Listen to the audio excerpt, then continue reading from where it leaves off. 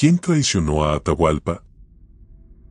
Durante siglos, nos han contado una historia que parecía clara: Francisco Pizarro, Atahualpa, el choque entre dos mundos, la llegada de los españoles, la captura del último gran inca, y así, el fin del Tahuantinsuyo. Pero, ¿y si todo eso fuera solo la superficie? ¿Y si detrás de esa historia se escondiera algo mucho más complejo?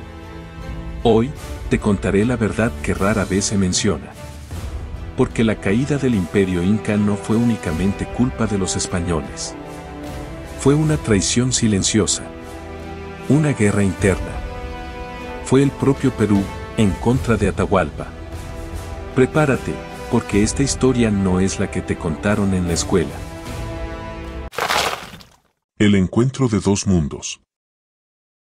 A fines de 1532, Francisco Pizarro y sus hombres, un puñado de apenas 168 españoles, cruzaban la cordillera de los Andes rumbo a Cajamarca. Al otro lado, Atahualpa, recién victorioso tras una sangrienta guerra civil contra su hermano Huáscar, lideraba el imperio más poderoso de Sudamérica, con más de 10 millones de súbditos. En apariencia, el destino estaba claro: una fuerza de 168 jamás podría someter al Tahuantinsuyo. Sin embargo, ese cálculo ignoraba un factor crucial: la división interna y el resentimiento acumulado dentro del imperio. El Tahuantinsuyo en llamas. Cuando Huayna Cápac, el último gran inca, murió probablemente de viruela traída por los europeos, sin que ellos siquiera llegaran aún al Cusco, el imperio quedó sin sucesor claro. Se desató una guerra entre sus dos hijos, Huáscar, desde el Cusco, y Atahualpa, desde Quito. Dos hermanos, dos príncipes incas, enfrentados en una guerra civil brutal. Esta guerra fue tan sangrienta que dejó al Tahuantinsuyo fragmentado, agotado y lleno de heridas abiertas.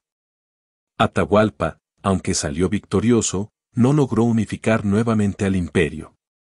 Y los pueblos sometidos, los que por generaciones habían sido obligados a rendir tributo, a ceder sus tierras, su lengua, su cultura, ya no querían seguir obedeciendo. Los chachapoyas, los huancas, los cañaris, los oras, los lucanas, todos ellos, estaban cansados del dominio incaico. Y cuando Pizarro llegó, no lo vieron como un invasor. Lo vieron como una oportunidad. Una oportunidad para destruir el sistema que los había sometido, para acabar con Atahualpa. Así que se unieron a los españoles. Miles de ellos. Guías, espías, guerreros. Sin ellos, Pizarro no hubiera llegado tan lejos. Porque con apenas 168 hombres, ningún conquistador podía enfrentar a un imperio de millones. Lo hizo con decenas de miles de indígenas resentidos con el sistema imperial, con la furia de los pueblos indígenas a su lado, con el resentimiento acumulado por años. El otro ejército de Pizarro. A menudo se dice que los españoles eran un puñado de valientes con tecnología superior. Pero esa es solo la mitad del relato. Lo que no se menciona con frecuencia es que más del 90% del ejército de Pizarro estaba compuesto por indígenas que luchaban contra el propio imperio que los había sometido.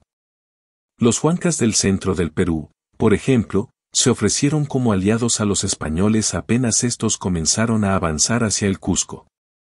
Los cañaris del actual Ecuador fueron los primeros en rebelarse contra Atahualpa. Incluso luego de su ejecución, estos pueblos acompañaron a los conquistadores en sus campañas por el sur. Francisco Pizarro no impuso su dominio solo por las armas, sino por una alianza oportunista y despiadada con los enemigos internos del Tahuantinsuyo. La traición vino desde adentro. Un emperador traicionado. Lo que ocurrió en Cajamarca no fue solo una emboscada. Fue una conspiración a varias manos. Los españoles planearon, pero los indígenas actuaron. Cuando Atahualpa fue capturado en Cajamarca, no imaginó que el destino del imperio colapsaría tan rápido. Desde su prisión, intentó negociar su libertad ofreciendo el famoso cuarto del rescate, lleno de oro y plata. Pero era tarde. Los españoles ya sabían que valía más muerto que libre. En el entorno de Atahualpa ya se tejían intrigas. Algunos nobles cusqueños querían restaurar la dinastía de Huáscar. Otros, simplemente querían sobrevivir y veían en los españoles un nuevo sol al cual rendir pleitesía. Atahualpa no solo fue traicionado por sus enemigos, sino también por sus supuestos aliados. La decisión de ejecutarlo, pese a haber pagado el rescate, marcó un punto de no retorno. El vacío de poder fue aprovechado por los conquistadores y sus aliados indígenas para instalar títeres y desmantelar lo que quedaba del imperio. La caída del imperio. El Tahuantinsuyo no cayó con una gran batalla, sino con múltiples traiciones. Las huestes indígenas, divididas y dolidas, eligieron cambiar de opresor. Para muchos pueblos sometidos, los incas eran invasores como los españoles. Y en su desesperación, prefirieron al nuevo conquistador con armadura brillante que al antiguo gobernante con corona de plumas. Francisco Pizarro entendió esto mejor que nadie. Su verdadera victoria no fue militar, sino estratégica y psicológica. Supo manipular, dividir, prometer y traicionar con la frialdad de un ajedrecista. Y por eso, en pocos años, un imperio milenario fue reducido a cenizas. La historia no es tan simple como conquistadores y conquistados. A veces, el mayor enemigo de un imperio es su propio pueblo.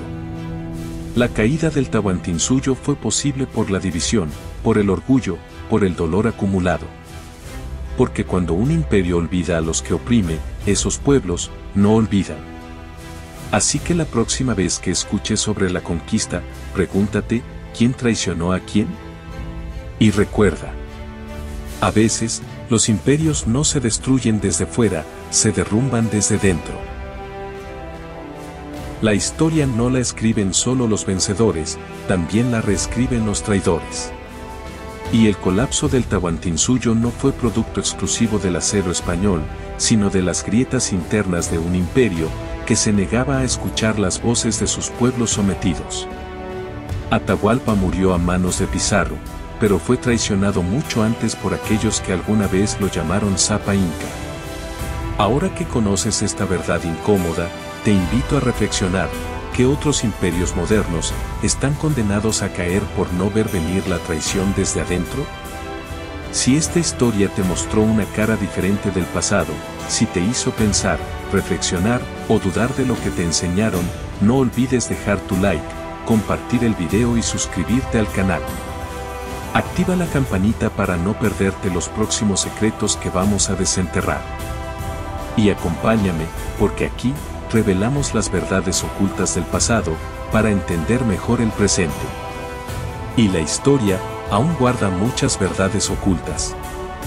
Hasta el próximo misterio de la historia.